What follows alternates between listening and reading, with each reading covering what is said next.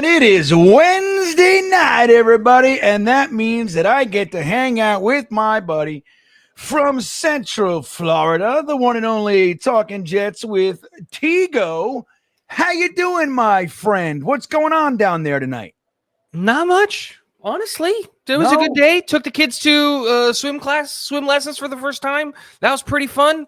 But, all right. Yeah, I like that. Wait, what happened? Okay. So swim lessons for the first time. How'd they do? Yeah.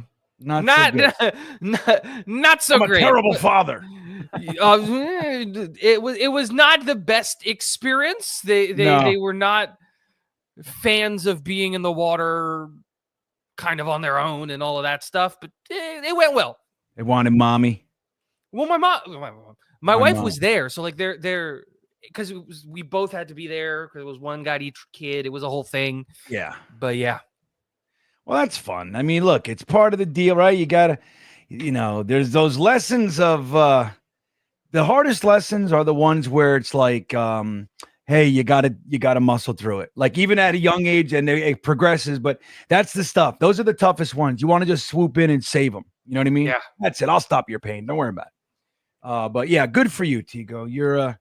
You're a good dad, and you're this is a great the finest, most exciting, eye-opening and spirit expanding adventure of your life, man. Yes, so it's amazing. It's amazing. With that said, everybody, hello. I am Green Bean, and this is the ArmChair GM show where we talk a little bit about the Jets. We try to look at it from a perspective of someone in charge of building the team when we can. So we have like a week and change left of the draft here.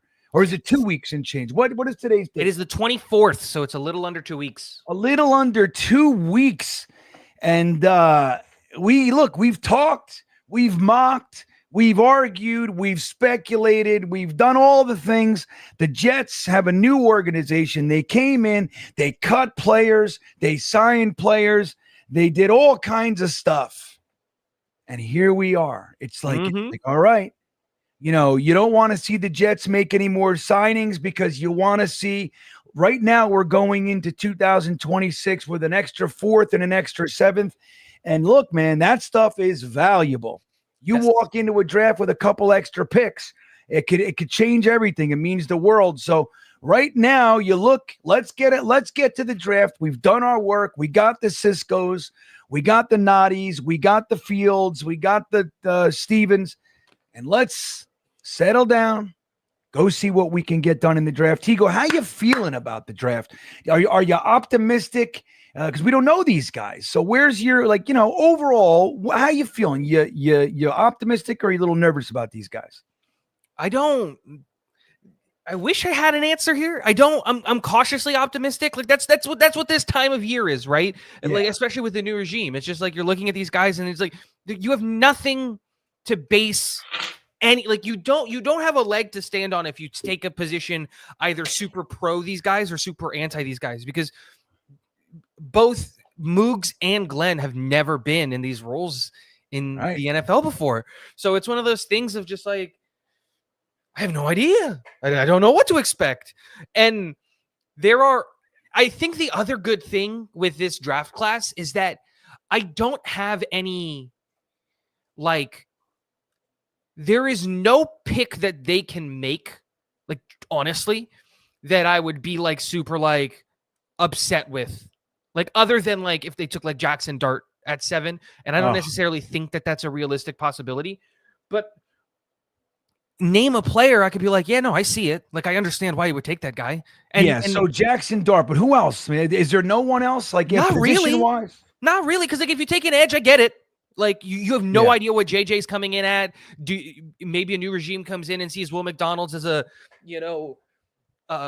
pass rush specialist. You know what I mean? Like, if you said it's Mason Graham, cool. I like Mason Graham a lot. Like, I think he's a stud. If you said it's a wide receiver, cool. I like the wide receivers in this class. If you say it at the tight end, awesome. I love Tyler Warren or Colston Loveland. I think they're both fantastic. Is it offensive tackle? Cool. We got an offensive line for the next 10 years. Like, there's not really a pick. Cornerback, I didn't like the Stevens signing anyway. Safety Malachi Starks is a stud, and Tony Adams doesn't have to play on this team as a starter. Like, there isn't really a pick that you make and you're just like, if we're reaching for a guy, like if it's a Leatherwood type pick where it's a guy, like if they took Ozzie Trapillo at 7, I'll be upset. Right. But that's just because they're reaching for a guy. And that's the kind of thing too, like in those situations where you take a player, right? So let's say exactly that, because that's an interesting one. A lot of Jets fans like him. I think a lot of people like him. He's a quality player. I think he's going to be an asset. If somebody brings him in. So if you take a guy like that in the first, and he ends up being a very good, upper echelon quality starter, maybe even a Pro Bowl or 2 throughout his career, it's still a bad pick. And you know why, right? It's like, it's weird how, look, it's better than having a bust, than whiffing, no doubt.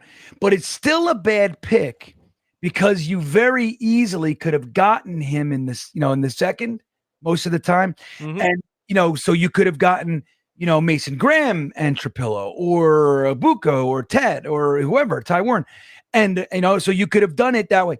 And that's the weird thing. Now, all the baloney and draft stuff, as far as the, the value and all that shit aside, if you do swing at a player in the first and he starts, he's great for you. Truth is, nobody's gonna give a shit. That's great value. But again, it's the Cole Strange hasn't been bad for New England. But we're never not going to talk about Cole Strange, no matter how good his career ends up being, because they took him in round 1 when they could have gotten him in round 2. And round 2, round 3, was available. Let's just say round 2. Like, who else was available in that class that could be helping that team out right now? Like, who did they take in the second round that year too? That apparently Cole Strange was head and shoulders better than. Like, what's the equivalent of that guy in the first? So, yeah. I ain't mad at it. I ain't that upset with it. I'm excited about this draft class because it can go a million different ways. And unlike previous years, there isn't like a can't miss type of prospect or position group in this draft class that I look at and I go, like, if you pass on these guys, we're not going to see a group like this for years. Right. And that just doesn't exist in this class. And I think that's helping in this thing where it's just like, draft is going to be fun. Let's see what the hell happens. Yeah, I got to say, I'm getting pretty excited for it, though. Yep. I think, and I think, way out front for me is I'm excited to see what these guys are made of. Yeah. Who are they? Do they pull off one of these trades, this trade back, the rumored Atlanta trade. And, then, I don't like the Breece Hall baloney. I just think it's ridiculous. Yeah, that doesn't make sense. Doesn't make any sense unless he was a problem, right? Like Elijah Moore. So he's complaining, he's causing waves, and all right, you got a different story, but that's not Breece Hall. It's also like, even if he wasn't, I'm sorry, because I don't want to interrupt. Yeah, it's also like, the idea is like, okay, you're going to trade Breece Hall. Cool. Like I would understand it. And like, it's the last year of his contract. You're not going to extend him, get something for him before he walks away for free. I get it. But it's not that. It's trade Breece Hall to then take Ashton Genty at 7. It's just like, yeah. So you've actually weakened your team and caused yourself to need to use your premium pick to fill it. So it's a net negative. Yeah. You know what I mean? Like that's what it is. And I don't like the same place you started. And you didn't have to be there. Yeah, and then there's the cap ramification. So there's a little bit of benefit there, and who knows? Maybe Genty's flat out better than Breece. So there's that. I think he is, but still, you don't need to do that, right? It's the one. Like it was funny. We were talking about it last night. Can you think of one other position group on the entire team that could be considered a strength? Is there one other group? Because right now, Breece Hall, Braylon Allen, Isaiah Davis, solid group. Don't gotta touch it. Don't touch it. You don't have to touch it. So is there another group on the team that we could say, oh yeah, that's a strength right now? I would argue, and no, I can't even argue. I was gonna say maybe linebacker because I think Sherwood Quincy. No, because like Sherwood Quincy is, and we're gonna play nickel 70% of the time. But then you have to. I answered my own question in my own head. It's like, yeah, but that other 30% who's coming in, Is it Barnes? Like, yeah. Well, is that the guy? Hey, maybe he's great too. Who knows? We felt the same way about Sherwood his rookie year. We didn't know. He's just converted safety. He blew his Achilles. And then it's like, nobody was high on him. So who knows? Barnes might be the guy. But right, there's at least a question mark. There's not one other position group on the entire team that you don't need to touch. It's like it's the one strength we have. Why would you go into that and fucking tinker with it, Tigo? I've watched 2 running backs in this college process for my own edification. 2.5. And it was Scadaboo and Genty. And the other half was Omari and Hampton, because I was like, what's all the hype on it? Because it's the one position group I don't need to know a single player on, because the Jets have no business taking a running back. It's the one position of strength that we have. It's the one. I mean, look, if you want to use one of your fifths, one of your sixths on a scat back, I'm all about it. Yeah, sure, fine. I mean, it's not what I would prefer, but I'm fine with that. You know what I mean? Fine.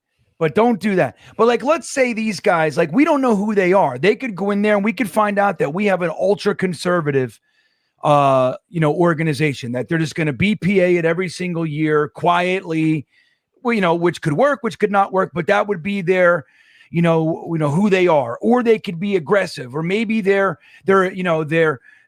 capitalize on opportunity, or maybe they make moves happen. I mean, who knows? Maybe they suck. Maybe they go all the way back to what the Jets have done, McCagnon, Idzik, the end of Tannenbaum.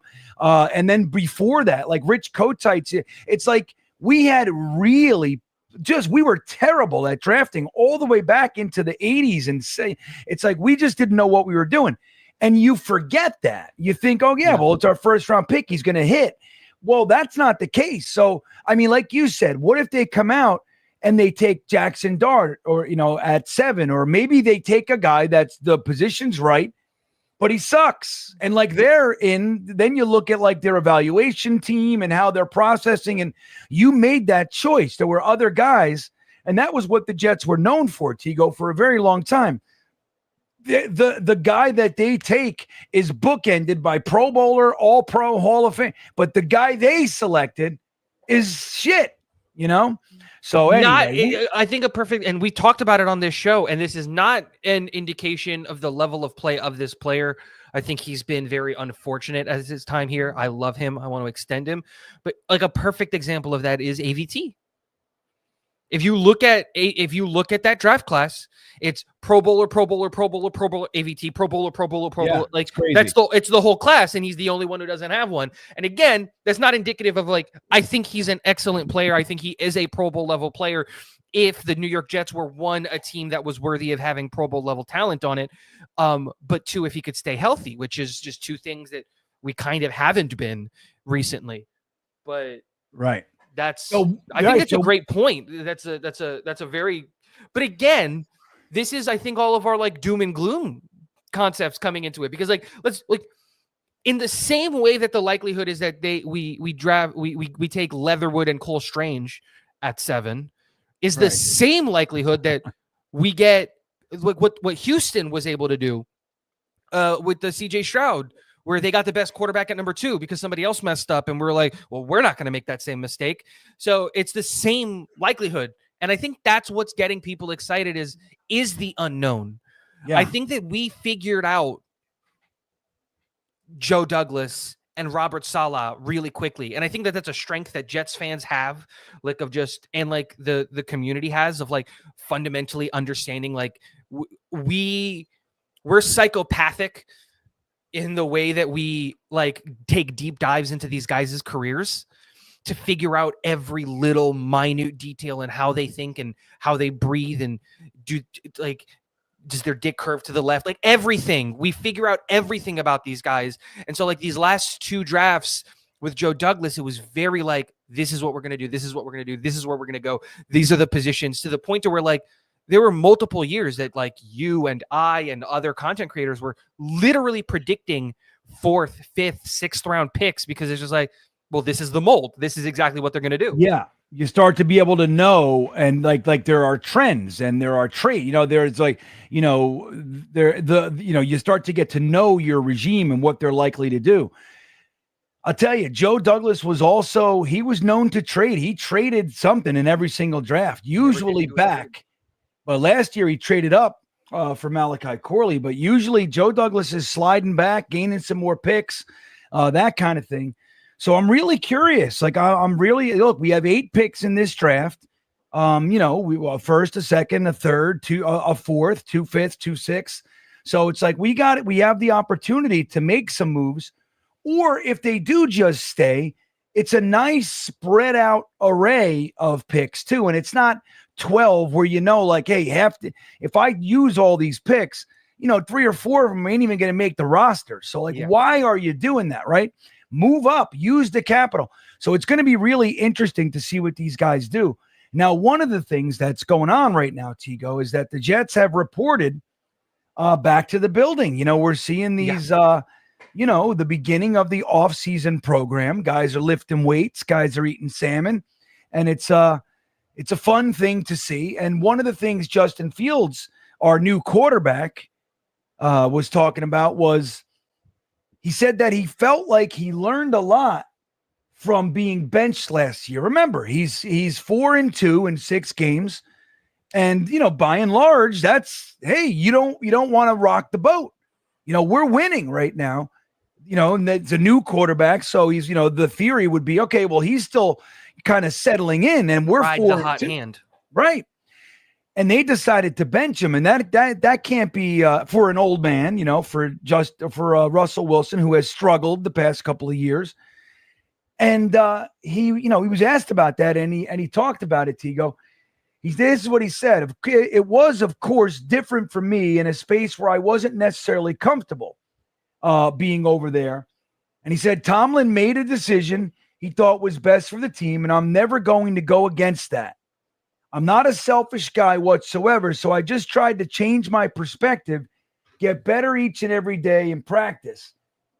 And he said, you can't take things personal. That's one thing I've learned over the years, right? When you're young and every move, you're like, what are you saying? What? It's like everything's personal. You got to look at it as, what's benefiting the whole. That's one thing I've learned over the years, not to take anything personally. What do you think about all that? Are you hearing some humility? You think it's just he knows the right things to say, or, what do you make of all this? Justin Fields talking about the benching being something that he learned from. I think this has been Justin Fields his entire career. I think it's very well known that I don't like Justin Fields, but I don't like Justin Fields, the quarterback. I have nothing but respect for Justin Fields, the human, because dude, even in Chicago, where he had every right to be furious at that team. No offensive line, no weapons, an absolutely atrocious coaching staff. Every opportunity, every reason, everything that he could have had or come up with an excuse, he could have used. And he never once used it. He never did it. He never got national attention. He never got any of you never heard anything come out of Chicago's quarterback room while he was there. And last year, like you just mentioned, goes to a team, I think first, he was there first. I believe and then they went out and got Russell Wilson. We didn't hear anything. And then Russell Wilson gets hurt and he's starting and he's 4-2. And he still gets benched and never sees the field again for the rest of the year. And you didn't hear anything. And then asked about this question, which, he's probably sick and tired of having this conversation. He's probably sick and tired of hearing people online say, he should have gotten benched and, all of these things. The Pittsburgh market, while not big, is ruthless. Ruthless. Those fans are asking for Tomlin's head, which is ridiculous. Because they keep making the playoffs, but they get bounced in the first round. Imagine that being the standard. You want to fire the guy because you can't win in the first round. I just want to make the playoffs. Forget winning a game in the playoffs. Can we just play a game in January that matters? Yeah. Well, that's what happens when you get to a tier of excellence, but exactly. Good enough. That's when they say, good is the enemy of great. When good enough is good enough. And that's the thing. Like, look, the goal is Super Bowl. And if you're getting in the playoffs every year and you lose in round one or round two, and it's just, that wears on you, but Tomlin, Totally. For teams like us, and we've talked about this, it's like, shit, give it, we would much rather, because we don't even have fun during the season. No. That would be enough, I think, a couple years. That you could hold us over for a decade. Just letting us have some fun, 9, 10, 11 win seasons. Shit. Yeah, do a 9-8 season and keep it close in the first round and then lose by 3 points to like the Ravens, and we would build statues for Glenn and Muji. Like, we'll take it, man. No, but like going back to the whole Justin Fields thing, I think it's like this. He was like this at OSU. He was like this in Chicago. He was like this in Pittsburgh. Like, he was never going to be the fiery type. And if something goes wrong this season, he's going to take full responsibility. Like, this is who he is. This is the good part of Justin Fields. Like high character, like a true leader when it comes to those things. And one of the questions that they asked him is like, what would you want to do at 7? And he gave the perfect answers. Like, that's what did he say? I didn't see that one. It was the questioning went, have you had time to get with the offensive line guys? And he was like, yeah, but it's still early doors. Like, we got time to develop a rapport. And he's like, the reason I ask is because, well, the Jets have the 7 pick. What would you want them to do? Get an offensive lineman, get a weapon. Like, what do you want them to do? And he goes, well, that sounds like an answer that's above my pay grade, but whoever they take at 7, we ride. And it's just like, it is the textbook perfect. Like, that's what you're supposed to say. And it's just like, this guy took his PR classes very seriously. He's going to say the right things. And that's not a bad thing. No, it's good. It's a great thing. Now, it might wear on you if you start losing games, because like another guy that did that really well, always gave the proper PR answer, was Robert Salah. Yeah, totally. Always stuck to the book. It gets tiresome. It's on me. It gets tiresome. But like, the thing is there is inherently something good about that, because he's never going to be the source of drama. And we saw that with like Zach did that. I don't think I let the defense down. Dude, the fuck you did. Oh, I hate him. Like, take ownership. Yeah, you did. And then he has to go and apologize to the team, and we get Mike White shirts because of that. Like, you're not going to have that with Justin Fields. And I think that's a great thing. Yeah, I think like that's the thing. You can't make too much of any of this stuff. But the thing is, if you just know not to come out, and the first thing he says is, yeah, that was some bullshit. I got done wrong, man. And that's why I had to leave. And then you're like, oh, shit, we're getting a punk. You know what I mean? Yeah, no, literally. I really liked his answers, because it was just like, oh, like maybe he did learn some things. Maybe he did like take it as a growth opportunity, because there are people that don't. Like, they go to their second team and it's just like, nah, I'm here. This is like, like there's just some people who have that and they can't back it up. Like, I think Baker is kind of like that. That might be wrong, but I feel like Baker has that like bravado confidence. Like, nah, that team did me dirty, but he backed it up with his on-field play. So it like, and Cleveland is horrible. So like, maybe he was right. Right. So, all right, let's get to a couple of comments. I'm going to end the poll in a second. Let us know what you think about how you feeling about, this regime going into the draft. Obviously, we don't have too much to base it on, but we have interviews and we have free agency and we have their decisions. They came in, made some really tough decisions, big boy decisions, we may call them, getting rid of 2 Hall of Famers and Aaron Rodgers and Devontae Adams, letting guys go like CJ Mosley, the unquestioned leader of the defense for the past number of years, guys like Solomon Thomas and DJ Reed, and then you got the Kinlaws and Reddicks of the world, Leaky Fotu, guys that were here for 1 year. But then also Conklin, he's gone. And, Kenny Yeboah. So there's names that this is going to be a completely different team. So they made some big decisions, man.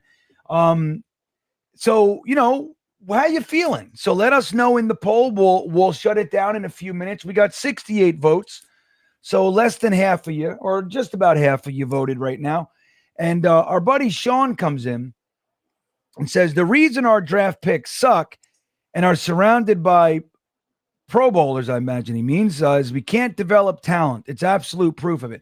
That's part of it, no doubt. Yeah. But there's also, believe me when I tell you, Shawnee, I've been watching the draft for a very long time.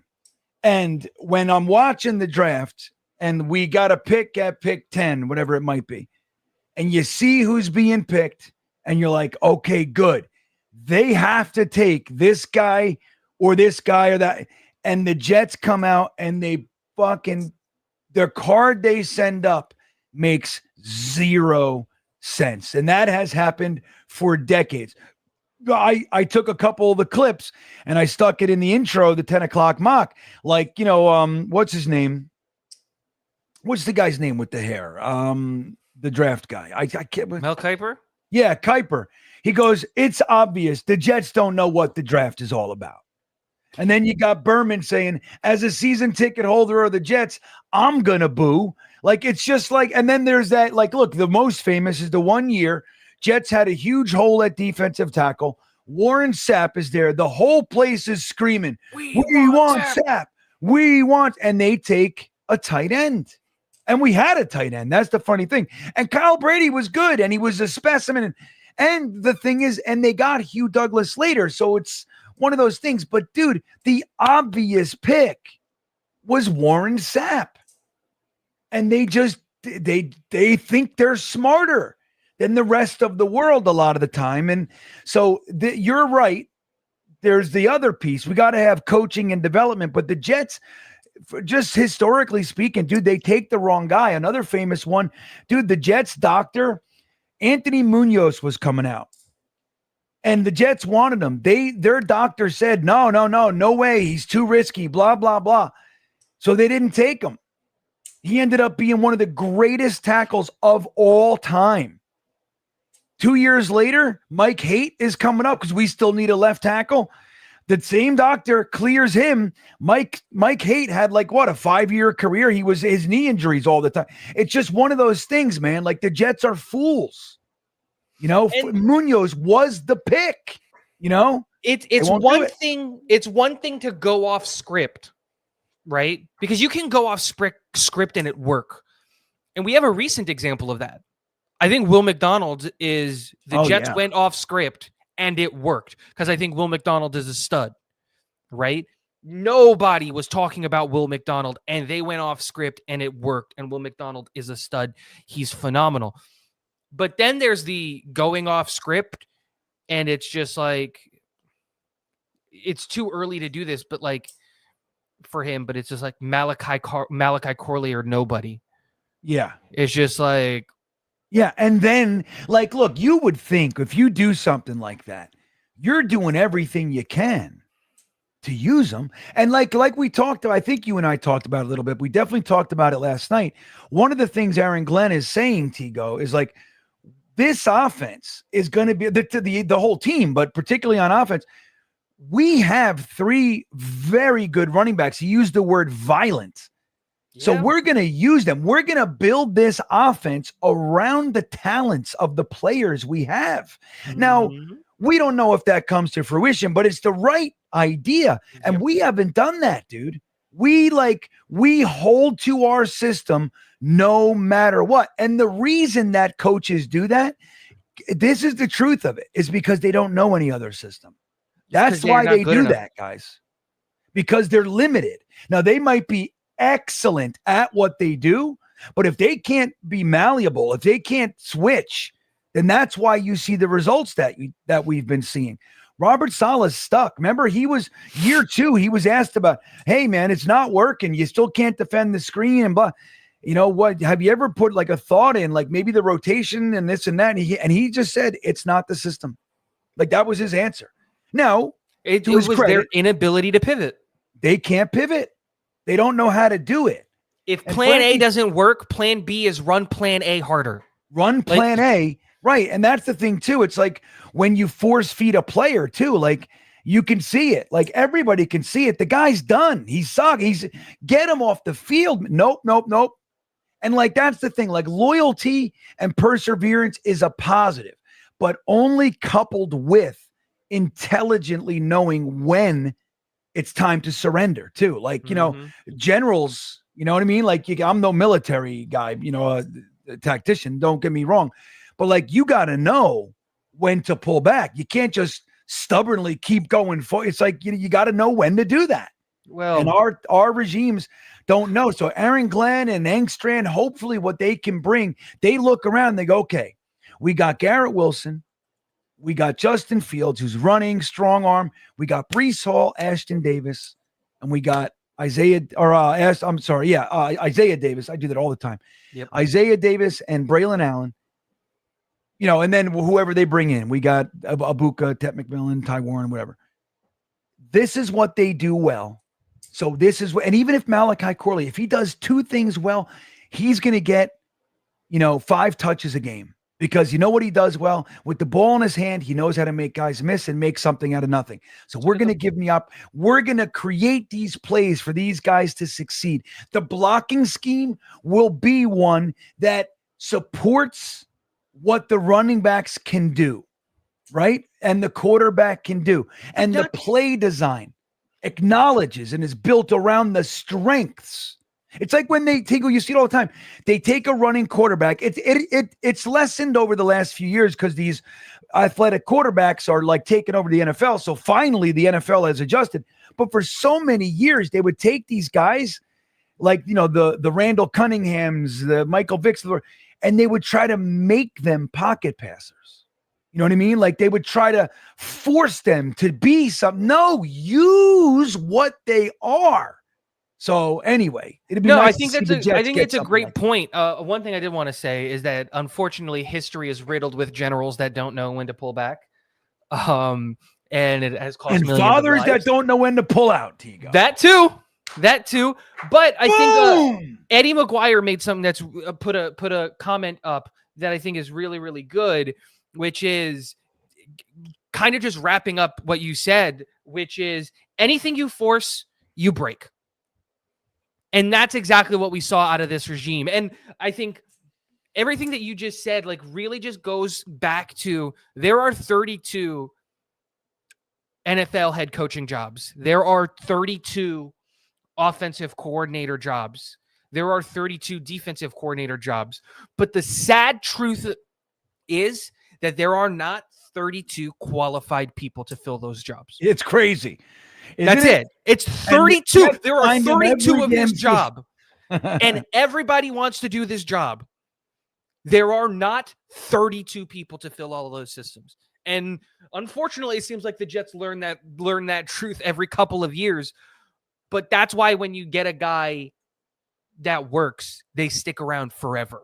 That's why Tomlin isn't going anywhere until he retires. That's why we still talk about the fact that Andy Reid got fired from Philadelphia.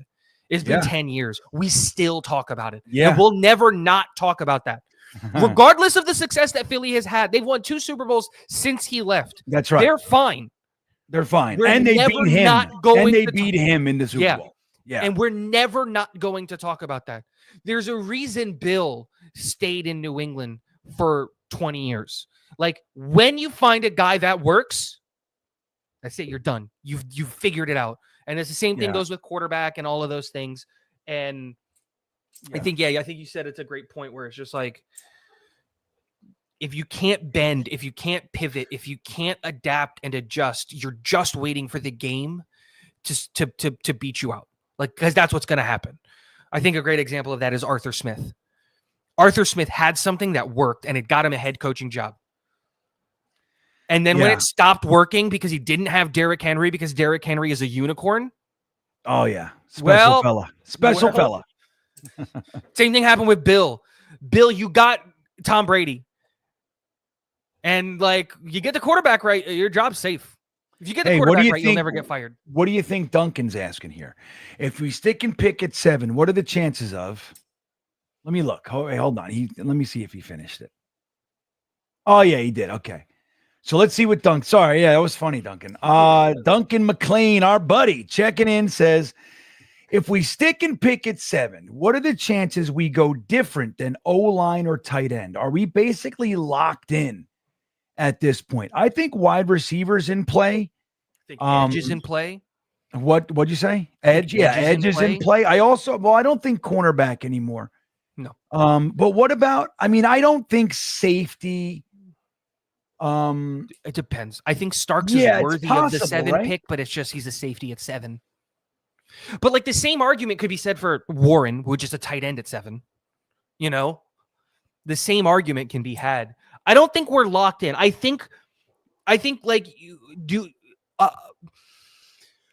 The Broderick Jones draft class, we were locked in. It was offensive tackle. It was offensive tackle every day of the week. It was offensive tackle, and then it was Will McDonald. You know, I think what happens is we get locked in on certain positions. Yeah. Draft analysts get locked in on certain positions. But what the team is locked in on, I don't think teams rarely lock in on a position group, in my opinion. More than likely, they go, here are the tiers of players. Yeah, no, definitely. That's what they do. They have their tiers. So they have, whatever it might be. Let's say they have 3 players rated here. They have 10 players with a first round grade, and then they have them broken down, right? So, if they have, 3 guys here and then 3 guys here and then 2 guys down here, whatever it might be. And like, that's why, like, so if 2 of those 3 are gone, if you've done your homework and you're disciplined to your board, you're watching the draft, you have 2 guys, let's say, 2 guys with the top 10 grade. One of them's gone. If you're disciplined, you take the next guy. You take the other guy that's on your board. You don't get caught up in the feels and the energy and the swings. That's why you do so much work before you get there. That's when the work is done, and you should be disciplined about it. And then if you see opportunities, so you have another guy ranked in that first round tier, and you're sitting there in the 3rd round, and he makes it halfway through the 2nd, you're thinking, holy shit, man, I didn't expect this guy to be there. Let me see what it would take to get up to where he is right now. Then you start doing that stuff. That's where Jermaine Johnson. What's that? Jermaine Johnson is a perfect example. Jermaine Johnson. All right, what the hell is that? But yeah, so that's the whole thing. You gotta trust your own work, right? It's like when we talk about it, teams that get caught up in the press. Mike McCagnon he was notoriously impacted by the press. We've heard rumors time and time again that Woody is also impacted by the press. So he's reading Green Bean's fucking comment section, and then he's walking into the draft room with an idea. You know what I mean? Hey, you know what I think? I've been watching some tape, that kind of a thing. But like, why do you think smoke screens are put out there? Because there are teams that are undisciplined. Now, you look at just a few years back, the Aiden Hutchinson draft, the 2022 draft. So when you looked at that, let me look at it real quick. So that was a perfect draft class, because I think I know where you're going. Yeah. Because like they're at 2, they desperately want Aiden Hutchinson, and it doesn't look like they're going to get it. And out of nowhere, Trayvon Walker finds a head of steam that I've never seen before in the draft. But like, I've seen it before because we had a perfect example of this, I think, in the very next draft, where it was 3 or 4 days leading up to the draft. Malik Willis is going number 1 to the Detroit Lions. Yeah, right. Remember happening. That's happening. The pick is locked. The contract is signed. That's Malik what Willis. We heard. Or the very next draft, Will Levis was going to the Houston Texans without a doubt. Right. But think of this. So what happened late in that draft cycle was this. Dude, that draft, it was Thibodeau was the number 1 edge, right, for the going into the draft season. And then he held strong, but Aiden Hutchinson crept up, Karlaftis crept up, Jermaine Johnson crept up. So we had this crop. Trayvon Walker was considered by most 3rd, 4th, You know, I can honestly tell you, no one that I talk to. Now, granted, I'm out here, so I'm not in the NFL war room. So keep things in perspective. But we also know what the hell we're talking about to a degree, and some more than others. You know, I'm talking to Joe Blewett. I'm talking to, to Nanny. I'm talking to, what's his name from Jesus Christ, Luke. I'm talking to Dylan. I'm talking to Dom. And no one had Trayvon Walker as the top edge in that class. 2 weeks before the draft, dude, he shot up like a cannon. Nowhere. Like a cannon. It was amazing.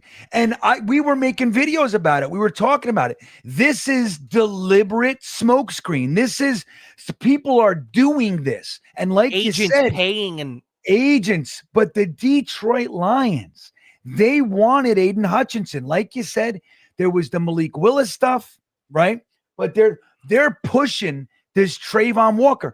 And because the team at the top happens to be a team that their owner is very fly by the seat of his pants, and he'll buy it. And guess what? Dude, when they said Trayvon Walker, I fucking laughed. I can't believe it worked. Now, look, he's been a good player. Who else laughed? He's been good. You know who else laughed? The entire Detroit front office. That whole war room. It took them 9-10 minutes to put the pick in because they had to catch their breath. How did you just pass on, in their eyes, the best edge rusher in the class? Yeah. For Trayvon Walker. Right. A guy who had all the talent, right? It comes back to, are you going to take the guy who's actually good or the guy who can be great? Yeah. And so Trayvon Walker has been good. He had a good, let's not, he's not a bust. No, right? not at all.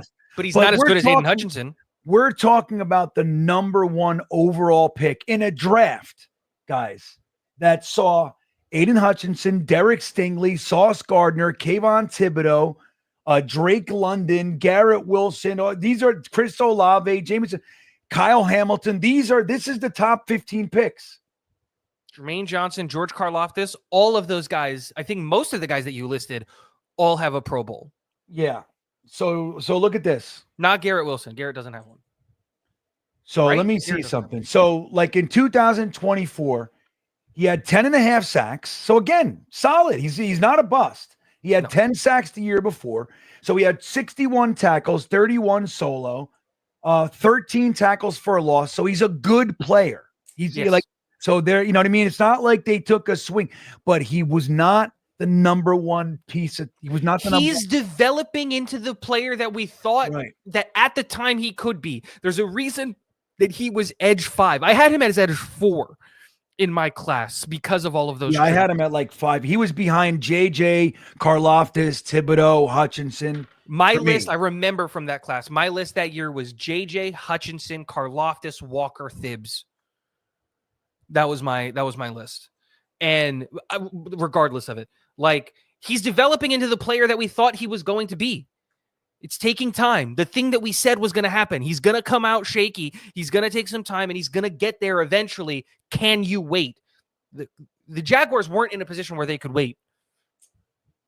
For God's sakes, let me see here. I want to see Hutchinson's stats too. Hutchinson. Just look up last year. I think it eclipsed, his entire career. Like, his entire last year was just, and he got hurt halfway through, was better than all of Trayvon Walker.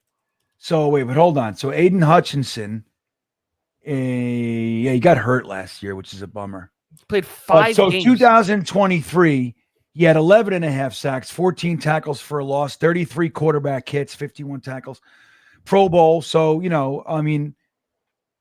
also excellent against the run too. But let's not forget, he was the second. He was behind Sauce in Defensive Rookie of the Year in 2022. Yeah, number 2. He was the second. He got robbed. It's just one of those things. I remember a thing in his rookie year because he had 9 sacks. Was it 9 sacks? 9.5 sacks? Something along those lines. And it was like a thing where it's like, where is this half sack? Because if you looked at it, it was all solo sacks. He should have been in double digits, and he got robbed of a double-digit sack season. I think that was the story then. Yeah. So yeah, he had 7.5 sacks last year in 5 games. He was like He was unstoppable. He was about to blow it open. But gonna be anyway, defensive the player of the year. point being that that's what we're seeing right now. Like, so there's all these stories and stuff. You never know who's going to bite. And that's why we don't know who our team is. Now, Spielman's there, Aaron Glenn, they don't strike me as guys who are going to be undisciplined. You know what I mean? That's the hope. Let me end this poll. Honestly. See how everybody's doing here. We got 99 votes. Not bad for 143 in the house. Let's see what we look like, how everybody's feeling. Look at that. I'm with consensus. What happened? It's not loading for me. Cautiously optimistic wins with 53%. All right. Pumped as can be. Look at this. We got 34%. So that's a third of the 80. So 87% are on the optimistic side, cautiously optimistic and pumped. 87%. 7% said they're going to blow it. And 5% said, I'm tentative. I didn't really love free agency. So, look, most everybody's feeling, pretty optimistic right now, I think, that's how I am. I feel pretty good because, again, I'm looking at what seems to be their presentation is one of a disciplined organization. And that is going to make all the difference. Discipline. And then next, we got to see if they're if they can coach. Yes. If they can coach with the discipline piece, accountability, it's going to be amazing. It's going to change everything, guys. So that's what we've been missing around here. So really great. So that's what, like, when you go into the draft, you really got to hold to the work that you've done. Turn the TVs off, turn Twitter off. You don't give a shit about any of it. You do your work, and then you look at it, and then you watch the board, and you see what people are doing. You don't get frazzled, and you stick to your board. And like I said, so when the Jets probably will have 3 guys in that top 10 tier and something like that. 3, 4 maybe, and 2 of them are going to be gone. 1 of them, 3 of them are going to be gone. And then if that's the way it goes, you take – now, the only other thing that comes in, right? So you got the players that are in that tier. So let's say they have – you got Travis Hunter, non-quarterback. So you got Travis Hunter, you got Abdul Carter, you got Mason Graham, Ty Warren, and Membu, right? Hunter's gone, Carter's gone. Who did I say? What was the other guy? Mason Graham's gone, let's say, right? Or no, let's say Membu's gone. So you got what you're looking at is Tyler Warren and Mason Graham. Mm-hmm. So then you got 2 guys on the same tier. That's when you look at what, Tigo? Need. Positional value. That's right. Positional value, need. So when you're looking at it, you're like, okay, well, we do still need some help on the defensive line, but we brought in 3 guys. We got Fedarian Mathis, who's sitting there quietly, who I fucking love, by the way. You got LT3. You got Quinn Williams, right? So we got some guys, and then you bring in Nadi, and you bring in whoever the other guys are. So you did some work there, and then you're looking, and then all you got at tight end, you got Justin Fields, he likes his tight ends, and so that's where the decision is. You got 2 guys left from your tier. Now you're looking at my need and my positional value. Yep. That's how the draft goes. And if you can be disciplined like that, you're going to be okay. You stick to your board, everybody. Let's see if we got any more. We'll stay on a couple minutes because we started a little bit late. I was stuck in task. And anyway, let's see what RB's saying. He says, successful coordinators play to their guys' strengths. Ben Johnson is going to have to run a different offense with Caleb Williams than he did with Jared Goff.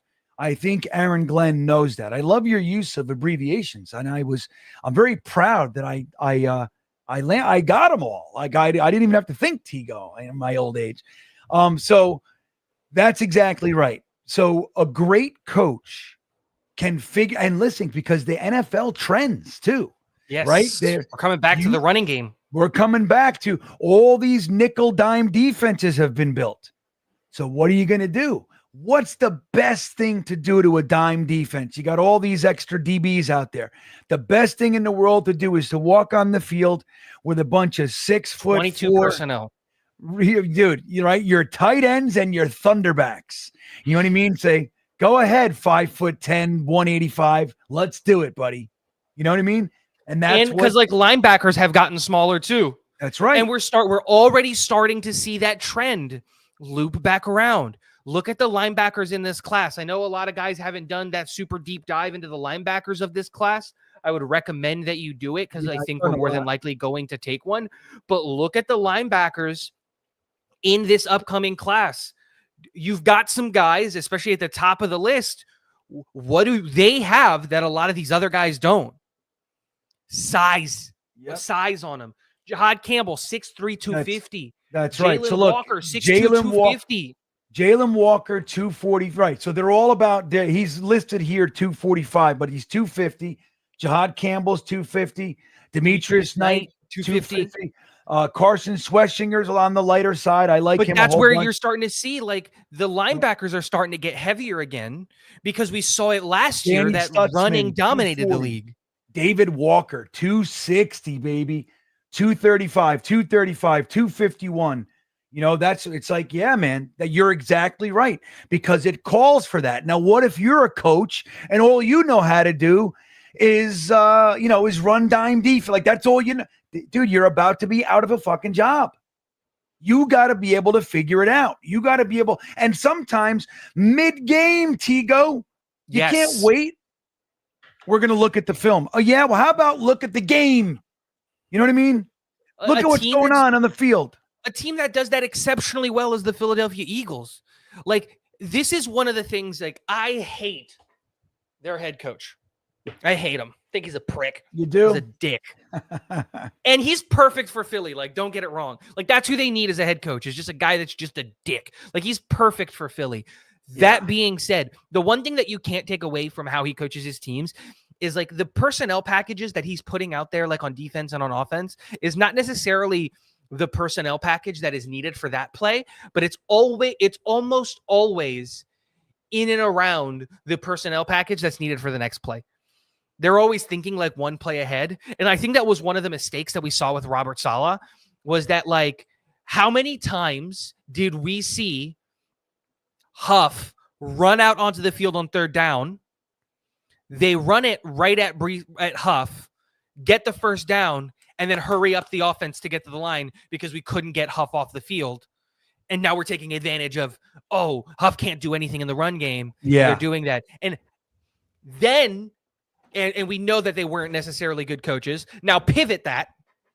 Good coaching staff in Philadelphia. How many times did that happen? Same player with Bryce Huff, where he was caught on the field on third down. It never happened. He couldn't even get on the field. That's a different conversation entirely. But it was at the beginning of the year when he was playing, it never happened. They would never put him in a situation where it was just like, Huff is going to be on the field and we're going to get stuck with him. It was just like, no, we're going to keep running our big package because ultimately the pass rush will happen. We have one of the best defensive tackle prospects I've ever seen in my life, and we got him at 10 because that makes sense somehow. Yeah. Have you watched any, like, Danny Stutzman? Because I don't believe the Jets are going to be taking a linebacker in the first 2 rounds. I mean, it's possible in the third, but I still don't think. I think they're taking one. I do too. But I know who it is. 4th round. Who do you think? I know who it is. Talk about it. I'm putting this out there in the world right now. I've watched like three linebackers all year. And that's just because, like, I have a really hard time with linebackers and I just haven't had time. I have no idea why. But I've just got it in my head. Kobe King in the 5th round is happening. I don't know, man. Kobe King in the 5th round is happening. You like him. 6'1". Tell me why. 6'1", 250. Just like, look, he's got issues in his game. I'm not going to sit here and pretend that he doesn't. But 74 tackles last year. Like, that's a big number. He's got to look. No, he's slow and can't cover, man. Yeah, no, but like I'm saying, like, yeah, but he's the third linebacker when Derrick Henry's on there. You're just there to meet Derrick Henry in the A gap. Yeah, I got to look at him again. I want my linebackers. He can't cover. He can't cover, but I want my linebackers to meet him. I don't like that. I don't like when my linebackers, even short tacklers, I don't like when they wait for the. I like them to. I want to see them missiling through. When you identify the hole, fucking fill it. You know what I mean? And that's what I think. Like in a limited role, I think Kobe King can do that at a high level. I think he's like the guy. Like again, he's 6'1", 250.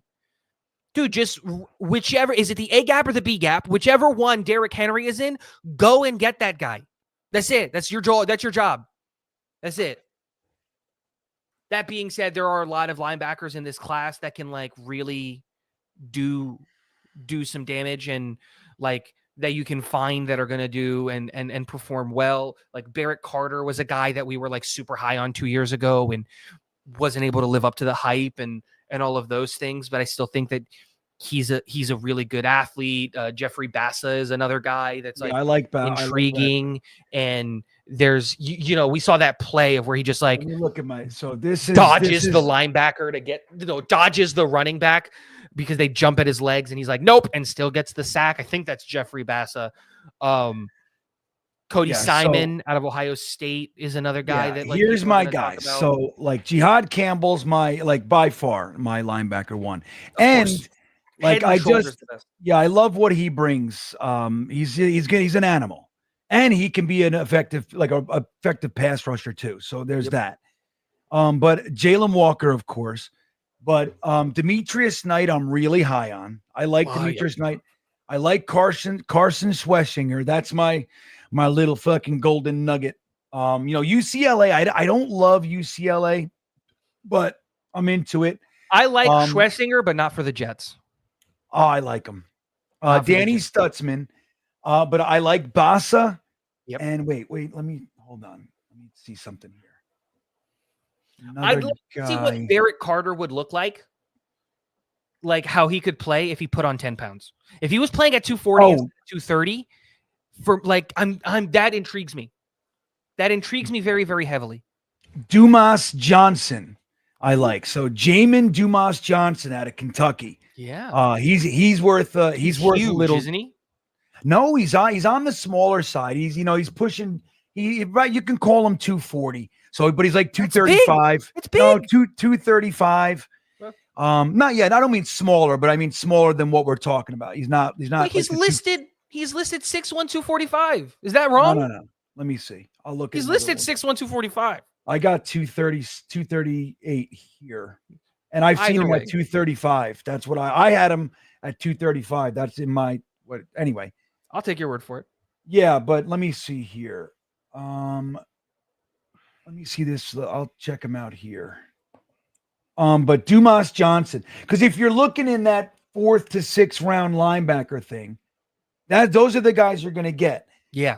But I would love to see, dude. If I don't think Stutzman's making it that far, he might make it to the 4th. I'd love to see them pull the trigger on a guy like that.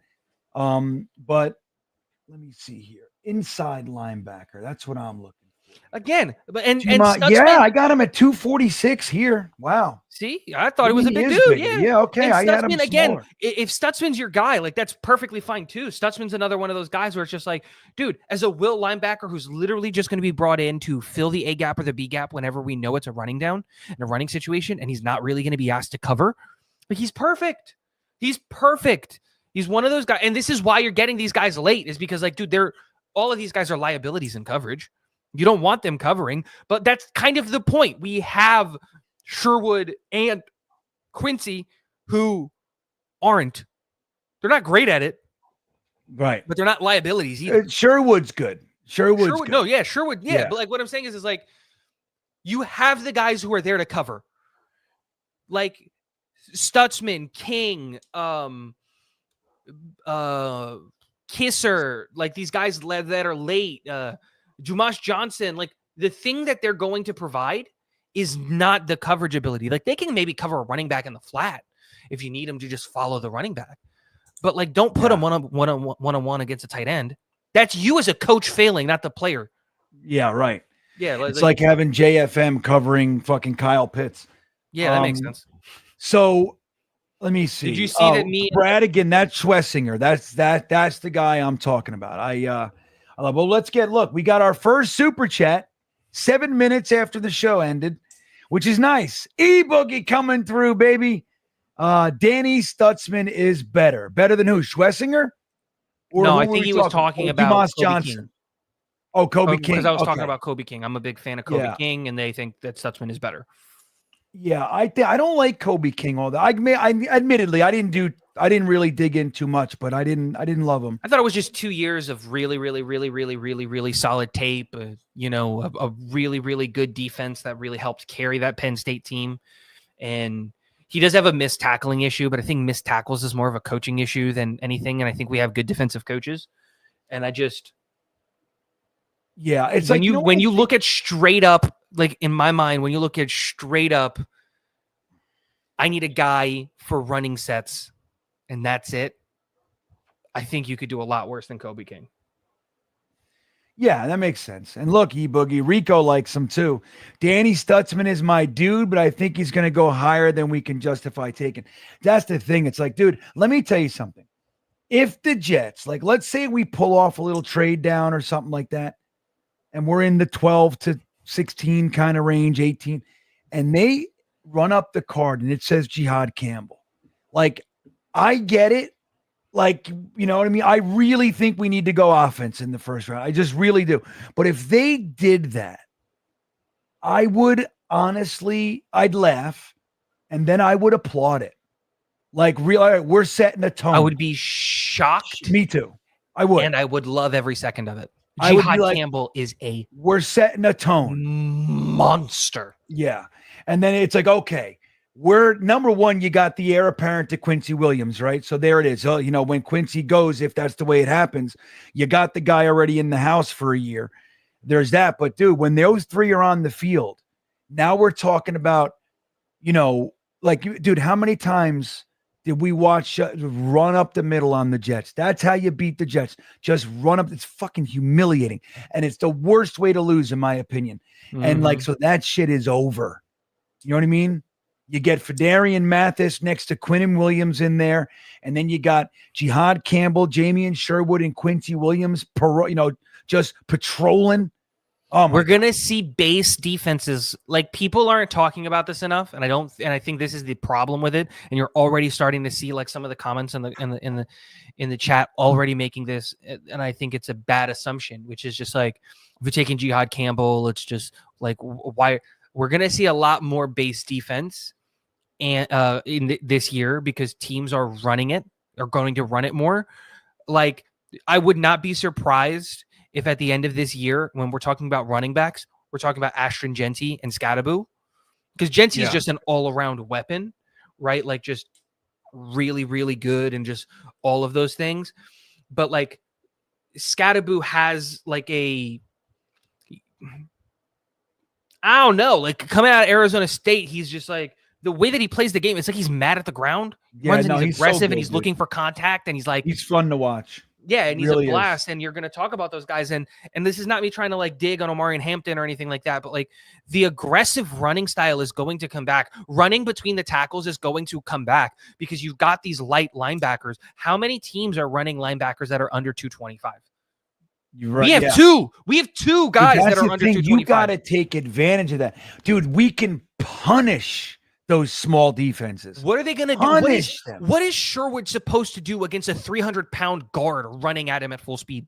Who, by the way, has no business running a 4.6, but he does because that's what linemen do now. You're 300 pounds running a 4.6. How do your knees not explode? Make that make sense. Yeah. All right. Mitt Flair checking in. Thank you, Mitt. He says, if the Jets draft a quarterback this year, what round would you prefer it to be in? Okay, let's just say, okay, they're going to do it. Mm-hmm. Which is interesting. Because, look, if they say, all right, we really, we love Justin Fields. We're into it. We got Tyrod Taylor for a year, and you could extend them, right? That's possible. But we're going to bring a guy in. Number one, who do you think it should be, Tigo? If let's say they do this is their thinking. And what round would you want it to be in? I have, if it's what I want, Yeah. And What do you, yeah. I would take, give me Curtis Rourke as an undrafted free agent. Like, honestly. I don't like the quarterbacks in this class. If you're gonna say that we're gonna take one in as an undrafted free agent. Now, what do I think will happen? And I'm not happy that this is gonna happen. This might be a smokescreen, but it's a lot for a smokescreen. I think 3rd or 4th round Quinn Ewers is happening. I don't love it. I don't like it. I don't want it. Like, I don't want any of these quarterbacks in this draft class, but we've met with him like 5 times. Ewers? 5 times. Yeah, I don't like I in don't depth, not like, hey, what's up? High five in the hallway. How's your mom? No, like, hey, here's a playbook. What do you see with these plays? Hey, here's a double meat, extra rice, extra cheese, extra lettuce, Chipotle burrito. Can you manage it with your, like, serious meetings? And I don't like how much we've met with him. I don't like it. Yeah. Don't like it. So right, but so that's a logical landing spot. See, like, look, if they're gonna do this, Mitt, if they're actually gonna do this thing, I honestly think you might have to bump it up around, and you go ahead and you pull the trigger on Jalen Milroe. Like, that's what. And like, now, if he makes it to the 3rd, which I don't think is happening. No. I think he's going in the 1st. Well, I know that'd be fucking. He's picking hilarious. up steam. He's picking up steam. Well, let's say, I think, like, if that's what they want to, if that's what they want to do, because I'm a believer in having similar traits for like a quarterback. Like, I don't like the old days where you have this fucking 6'5" statue pocket passer, and then his backup is a running guy. It's like, why are we? No, it's got you. If the quarterback gets hurt, you got to be able to put this guy in and run and be able to run the same offense. That's that's my belief. Mm-hmm. But if they did this, like, I got to tell you, let me just look. I would rather see them like in the 5th. Take shot. Yeah. That makes sense. That's what I would rather see. See, my thing is I'm like, I'm very anti QB in this draft class, because, like, I look at this draft class and I look at, like, dude, in the 5th round, there are good players in the 5th round. Yeah. That would, like, impact this team. And that is always my argument whenever somebody goes, oh, we should take a quarterback in this round. It's like, okay, I get what you're saying, but we know he's not going to play. Like, you're drafting QB3 in this situation. You know what we could draft instead? Wide receiver 4. That's just 2. It. And that's where you're going to get Thornton. That's where you're going to find Nick Nash. That's where you're going to find these guys. And, like, so, yeah, I'm with you, man. I really don't want them to do the quarterback thing this year, but we do have 8 picks, which is why I'm so big on kicker. Like, this is the year. This is, get yourself a kicker. Green Bean, I think you and I, we started this train early. He's coming. Yeah. We met with him, like, an official meeting. With Fitzgerald. He's coming. We've used an official meeting with him. Like, at the combine. I think, like, we literally, like, pulled him aside and had a meeting with Ryan Fitzgerald. I believe, if I read Dom's list correct, that he keeps us updated with. I'm just saying. Yeah. But I don't like that question. I don't like the premise of us taking a quarterback. It makes me very sad. Yeah, I really hope they don't. I really hope they don't. But because then, I don't know. Like, look, you got Jordan Travis as your 3. Develop them. You know what I mean? Like, see what's going on here. You know what I mean? See what's going on. You might already have them.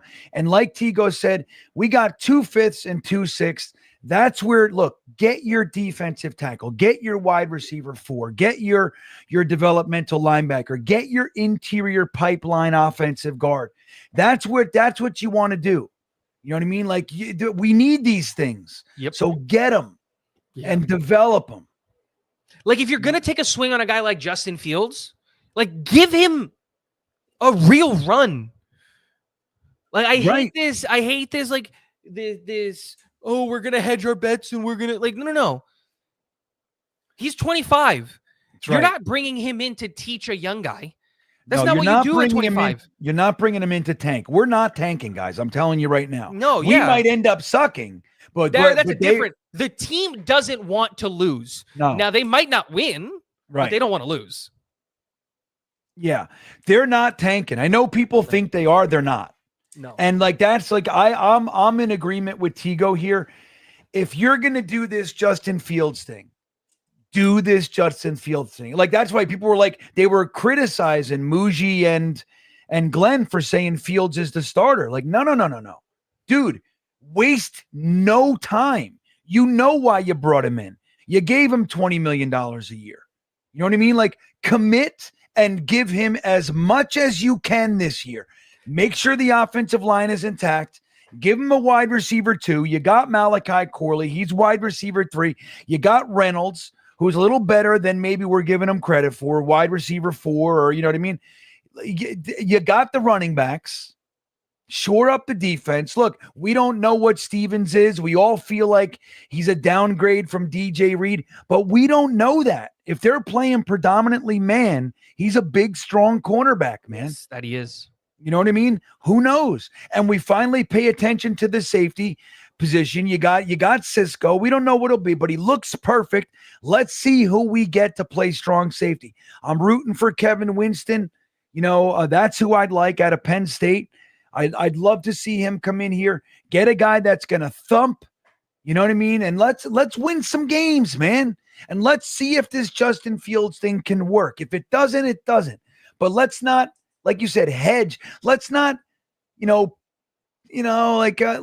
not dance around it. No, commit, go all in. I think that's one of the reasons that a lot of us have narrowed it down to offensive tackle or tight end or wide receiver or something, because that's a move that you make to go and we might not think that the roster is here. We might not believe, but that's not what this staff has told. From day one, the staff has told us. Like, Glenn is very particular with the words that he uses. We've learned that from his time when he's spoken with the media. And he could have said anything on day one. And unprompted, he made sure to say, no, this team is going to win football games. And again, without being prompted, doubled down that they're trying to win. Now, if you believe that the players that we've taken are going to help win or help lose, that's a different conversation. Right. But the reality is that they've committed to Fields. And that's why I think you're seeing this, because if we were talking about this 2 months ago and Shedeur Sanders was on the board, the Jets would have taken Shedeur Sanders at 7. But now Shedeur Sanders is going at 9. He's going at 20. He's going at other things because everybody says the same thing. No, the Jets are committed to Justin Fields. That's the move that they're making. They're all in. And that's why we've, I think, honed in on offensive tackle. Protect him. He's not good when pressured. So do that. Why we've honed in on tight end, because his favorite pass catchers in the NFL have been tight ends. Like, right. That's why we've honed in on these positions. So now I'm with you.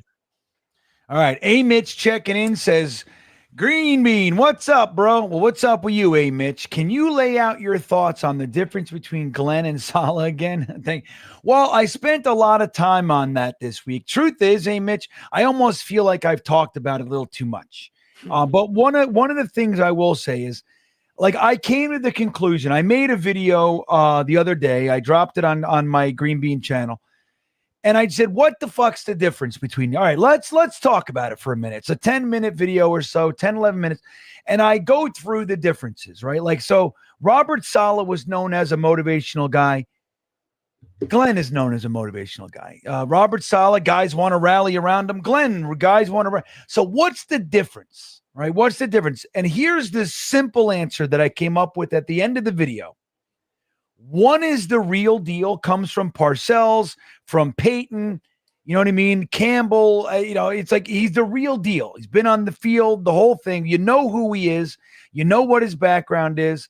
And it's what he preaches. The other one, in my opinion, while very good at certain aspects of the game of football, he's a fraud. He doesn't know who he is as a head coach. He's a pretender.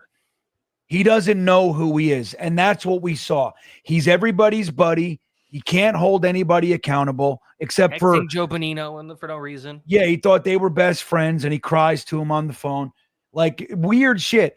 But anyway, like, and he's a good man and all the stuff, right? He's got a lot of positive traits, but his whole all gas, no brake, that is complete bullshit. There's no such thing as all gas, no brake. He has slow starts, like if you look at like when the Jets came out and they played, like you could see it from the first quarter that they're going to be playing a full game of football. It was like, it got us so excited because it was rare. The Jets, we came out slow 9 out of 10 games in the Salah era. Now let's hope that that's different with Aaron Glenn. You got to play 4 quarters of football, and Robert Salah led teams did not. We had him here for 3.5 years. It didn't, 3.25, whatever it was. It was the same shit week in, week out. After the bye, they come back completely flat. If we have a long week, completely flat. They looked uninspired. Guys that were sloppy, they never got pulled off the field. Like, you know what I mean? Mm-hmm. So Aaron Glenn is the real deal. And again, we don't know as a head coach, but up to this That's point, my thing. I'm not willing to go there yet. Yeah. We know Salah's not. We don't know what Glenn is. Yeah. But indications do point to something positive. But Salah was that way as a defensive coordinator too, man. Like he would, again, the thing that rubbed me from the very beginning. And I rooted for him and I wanted him to succeed, of course. But it's like, I don't like the fact that when things are going bad, you're not doing anything. And when things are going great, you need to have somebody hold you back. I just think that's dumb. It's a gimmick. It's like, it's for show. And I don't like it. It bothers me. You know what I mean? So anyway, with that all said, who knows? We'll see. But that's my 2 cents. That's going to wrap up our show, everybody. Thanks for hanging out with us tonight on Armchair GM. I want to thank you both. I want to thank all of you from the both of us. Tigo, what's cooking? You know what? What? Why are we talking about me? What's cooking is you guys need to go on the Talking Jets website and cop some merch. It's very comfortable. I love my hoodie. And we just got hit with a cold front today. And so Florida was unceremoniously in like the 50s, and it was hoodie weather. It was nice. And I've been in my Talking Jets hoodie all day. It was fantastic. And so, yeah, we're not talking about me. Go get yourself some Talking Jets merch. It's a blast. It's good stuff. There you go. Yeah, it was cold here today. And I wore a t-shirt all day. I was out there. I was freezing today. So you have this hoodie. You could have been nice and warm. I wear hoodies all the time too. I love my Talking Jets hoodies. With that all said, guys, that's going to wrap it up. I want to thank you for hanging out. Please don't forget to hit the milk thumbs on your way out. The like button is a great thing to do. And subscribe to the channel if you haven't already. It is greatly appreciated. Thanks to all those who have already done such wonderful things. Guys, we will see you next time. Have a great night. Be excellent to each other. Good night, everybody.